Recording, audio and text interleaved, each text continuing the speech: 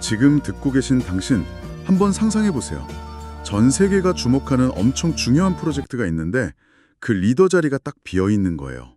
당연히 스펙 화려한 전문가들이 막 줄을 서 있겠죠? 그렇죠. 아니 근데 책임자가 갑자기 저기 창고 구석에서 먼지를 뒤집어 쓰고 있는 실무 경험 아예 없는 신입을 콕 집어서 그 자리에 앉히는 겁니다. 와, 그거 진짜 황당한 상황인데요. 그쵸, 황당하죠. 근데 오늘 우리가 깊게 파헤쳐 볼 이야기의 핵심이 바로 이 지점에 있습니다. 그 흔히 종려주일이라고 부르는 사건 있잖아요. 예수님이 예루살렘에 입성할 때 백마가 아니라 그 초라한 나귀 새끼를 탔다는 아주 오래된 기록 말이에요. 아, 네. 종교적인 렌즈를 잠시 딱 내려놓고 보면 사실 이 안에는 리더십, 그리고 인생의 목적에 대한 엄청난 심리적 통찰이 숨어 있거든요. 맞습니다. 자, 이제 이 내용을 하나씩 풀어볼까요? 왕의 퍼레이드라면 그 응당 위풍당당한 군마가 필요했을 텐데 말이죠. 그러니까요. 아무도 주목하지 않던 나귀가 선택됐다는 사실 자체가 뭐랄까 굉장히 도발적이죠.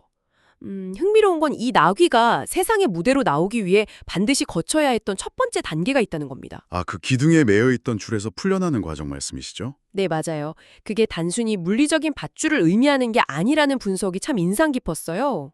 저도요. 우리 내면을 올가매고 있는 과거의 상처나 실패에 대한 두려움 같은 거잖아요. 약간 나쁜 습관 같은 심리적 결박 말이죠. 네, 리더십 관점에서 보면 아무리 잠재력이 뛰어나도 스스로 옛날의 상처나 나는 안 돼 같은 패배의식에 묶여 있다면 새로운 책임의 무게를 짊어질 수 없다는 뜻이거든요. 그러니까 마치 그 화려한 스포츠카 대신에 창고에 박혀있던 먼지 쌓인 자전거를 꼴라서 왕의 퍼레이드에 끌고 나간 것과 같네요. 비유가 아주 찰떡이네요. 정확합니다. 과거에 묶여있는 상태로는 단 한 걸음도 앞으로 나아갈 수 없으니까요. 근데 여기서 더 큰 난관이 등장해요. 난관요? 어떤 거죠? 이 나귀는 아무도 타보지 않은 완전 야생의 상태였어요. 누군가 자신의 등에 올라타는 순간 본능적으로 막 펄쩍펄쩍 뛰면서 거부감을 드러낼 수밖에 없잖아요. 아, 그렇겠네요. 전혀 길들여지지 않았으니까요. 네, 자신의 등에 얹은 무거운 책임감, 즉 사명을 온전히 감당하려면 이 날것의 본능을 철저히 통제해야만 한다는 거죠. 바로 그 지점에서 약간 의문이 들더라고요. 먼지 쌓인 자전거를 끄집어낸 것까진 좋은데 나귀 입장에서는 당장 막 마음대로 들판을 뛰어다니면서 풀을 뜯고 싶은 본능이 있잖아요. 아, 그쵸. 아주 강력한 본능이죠. 근데 갑자기 엄청나게 무거운 짐을 지우고 통제한다면 그거는 그저 가혹한 억압이나 엄청난 스트레스가 아닐까요? 큰 목적을 위해서 개인의 욕구를 다 죽여야 한다는 건 좀 너무 숨막히는 일 같은데요? 여기서 정말 흥미로운 점은 이게 본능을 맹목적으로 억압하는 것과는 결이 다르다는 겁니다.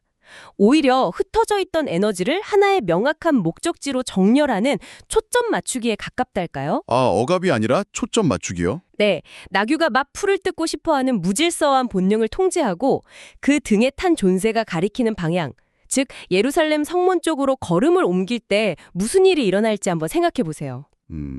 그저 짐수레나 끌다가 끝날 뻔했던 평범한 나귀가 역사의 흐름을 바꾸는 거대한 퍼레이드의 중심에 서게 되는 거군요. 바로 그겁니다. 나의 작은 욕망을 더 큰 목적에 일치시키는 것, 그게 리더가 겪어야 할 필수적인 영적 훈련의 과정인 셈이죠. 와, 단순한 억압이 아니라 에너지의 정렬이군요. 방향성이 일치했을 때 평범함이 비범함으로 바뀐다는 거네요.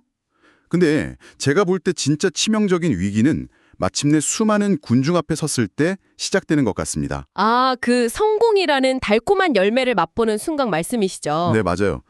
목적지에 도달했을 때 맞닥뜨리는 심리적 함정, 즉 영광의 착각 단계잖아요.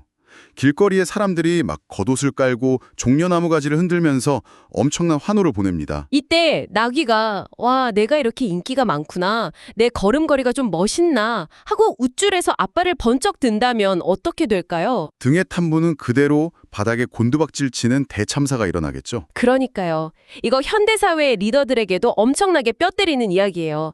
자기가 맡은 직책이나 대의 명분 덕분에 받는 박수를 자기 자신의 위대함 때문이라고 착각하는 현상이잖아요. 맞습니다. 성공이 주는 도취감은 우리의 시야를 아주 좁게 만듭니다. 자신이 짊어지고 있는 메시지나 역할과 자기 자신을 분리하지 못하는 거죠.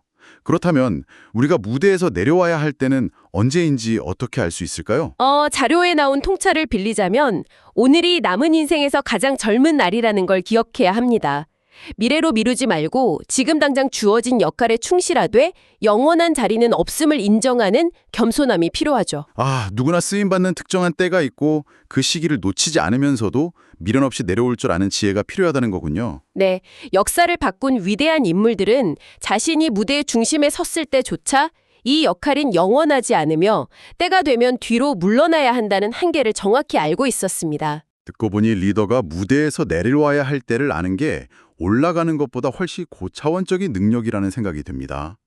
내가 아니면 안 된다는 오만함을 버려야만 그 영광의 착각에서 벗어날 수 있겠네요. 결국 이 전체적인 맥락은 세상의 눈에 아무리 평범하고 초라한 존재일지라도 과거의 결박에서 스스로를 풀어내고 날것의 본능을 목적에 맞게 조율하며 타인의 환호 앞에서도 자신의 진짜 위치를 잃지 않을 때 얼마나 거대한 여정을 완성할 수 있는지를 보여주는 거죠. 네, 오늘 이 깊은 탐구를 함께 하신 당신, 어떤 생각이 드셨나요? 가장 평범한 너기가 가장 영광스러운 길을 걸었다는 역설이 참 많은 여운을 남깁니다. 정말 많은 걸 생각하게 하는 대목이죠. 마지막으로 당신이 스스로 곱씹어 볼 수 있도록 이 질문을 던지고 싶습니다. 만약 이 나비가 자신의 종착지가 화려한 궁전의 마구간이 아니라 무거운 십자가를 향해 가는 고난의 길이라는 걸 미리 알았더라도 기꺼이 자신을 묶은 줄을 풀도록 허락했을까요? 당신의 등이 짊어진 삶의 목적이 때로는 당신을 무겁게 짓누르고 힘들게 하더라도 어쩌면 바로 그것이 당신의 삶을 가장 가치 있고 대체 불가능하게 만드는 이유일지도 모릅니다.